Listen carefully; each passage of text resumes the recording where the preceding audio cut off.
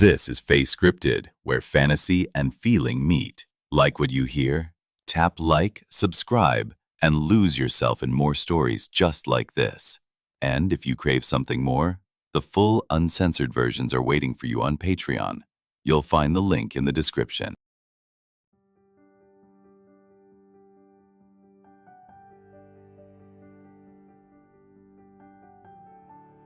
I woke up gradually.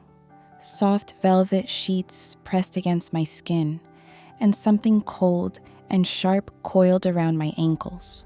Panic fluttered in my chest when I realized I couldn't move freely. Delicate green vines, tipped with rose thorn edges, held my feet gently but firmly in place. The room was unfamiliar and vast. A palace corridor scented with wild roses and moonlight. Dizziness swept over me. Where am I? You were taken, but not stolen. The voice was a whisper from everywhere and nowhere. My breath caught, and I tried to sit up.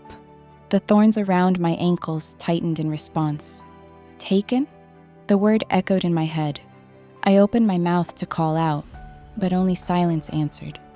The halls were impossibly still, the shadows deep around me.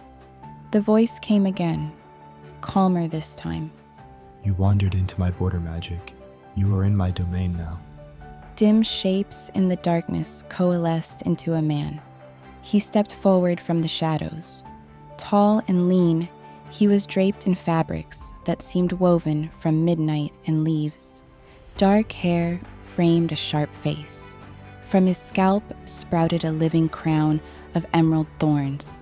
His eyes, however, caught mine first. Green as dawn mist, curious and amused. He gave a slight bow of introduction. I am Duncan, Lord of Thorns. And you? I forced myself to answer, every part of me trembling. His gaze was intense, but not unkind. Finally, I exhaled, uttering the name Mia so softly, it was almost a whisper. The name felt strange on my tongue. Duncan knelt on the cool stone beside the bed and gently undid one thorny coil from my ankle. Relief shot through me as my foot touched the cold marble floor. He kept his eyes on mine the whole time.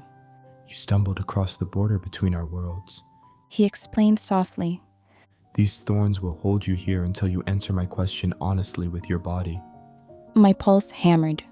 The idea of answering with my body made my stomach twist. Despite myself, I felt a flush of something warm, fear, curiosity, something like excitement. I swallowed hard. I nearly choked, trying to say it. Doubt flickered at the edges of my mind. Duncan's lips curved in a gentle smile. He guided me to stand and still held one of my hands. If you lie, the thorns will know. He warned, voice low.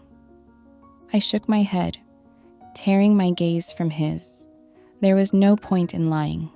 He helped me up completely, now holding me upright before him. He stood close, his hand at my waist. Heat radiated from his body through the thin gown I wore. My feet were free now, but I did not step back. He tilted his head slightly, watching me with those emerald eyes. Then he asked quietly, Tell me truly, Mia, do you want to leave this place? My breath caught at the closeness of his question. My heart screamed yes. I wanted to leave, but his eyes searched mine like a patient promise. My fingers curled around the fabric at the small of his back. Every nerve in me pulsed. He let his hand fall to my cheek, holding me by the face. His voice dropped to a single word. Answer with your body. Before I could think it through, he leaned in. The ache of desire flared beneath my ribs as his lips brushed mine, gentle and questioning. My entire world narrowed to that touch. I closed my eyes and responded. I kissed him back, quietly at first, then with growing need and honesty. The vines around my ankles slackened. Each brush of his lips and rise of my chest whispered the truth I could not speak.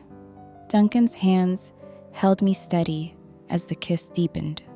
Warmth spread through me like soft flame. A soft moan slipped out as I pressed closer, answering him without words. My fears and confusion melted away into the truth we shared. When we finally broke apart, I was trembling. He rested his forehead against mine, matching my breath. You answered me truthfully. He murmured, a gentle awe in his tone. Relief washed over me, but I remained held against his chest, heart still fluttering. The enchanted vines that had bound my ankles slid away silently, freeing me completely. Duncan brushed a gentle thumb along my jaw. You may go home now, Mia. He said softly. I stepped back, fear creeping in at the thought. He noticed. His arms enveloped me again, pulling me into a steady embrace. Stay with me, just for a moment longer. He whispered into my hair, voice urgent and warm. Something in those words, or the tenderness of his arms around me, anchored me. I nodded, breathless, and whispered yes. He smiled. Then he kissed me once more, deeply, tenderly, each kiss warm and sure. All of his power and command melted away in that moment, leaving only kindness and something infinitely tender. He held me close as I caught my breath. The palace around us receded into shadow. His heartbeat pulsed against my cheek like a lullaby. Our lips met again in one final, gentle kiss.